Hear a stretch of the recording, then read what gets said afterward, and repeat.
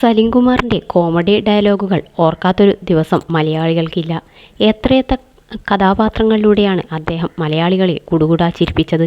സിനിമയിൽ മാത്രമല്ല, സ്റ്റേജ് പരിപാടികളിലും ഒഴിവാക്കാനാവാത്ത സാന്നിധ്യമാണ് അദ്ദേഹത്തിൻ്റേത്.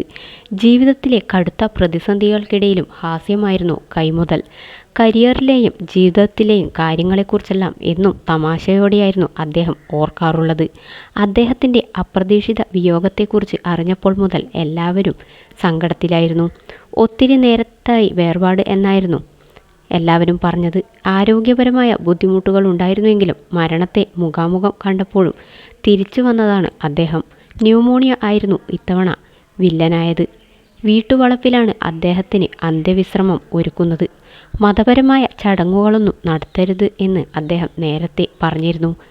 അസ്ഥി നിമജ്ജനം അടക്കമുള്ള കാര്യങ്ങളിൽ താൽപ്പര്യമില്ലെന്ന് മുൻപ് തുറന്നു പറഞ്ഞിരുന്നു.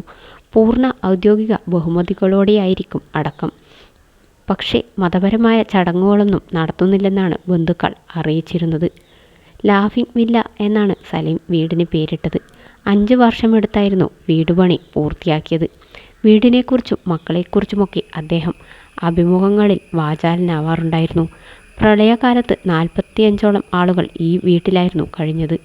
തൊട്ടടുത്തുള്ള ക്ഷേത്രത്തിനേക്കാൾ ഉയരത്തിലായിരുന്നു വീട്.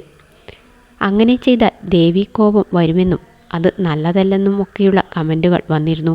പ്രളയം വന്നപ്പോൾ ആളുകളൊക്കെ ഇവിടെയാണ് കഴിഞ്ഞത് എന്നായിരുന്നു വീടിനെക്കുറിച്ച് അദ്ദേഹം പറഞ്ഞത്.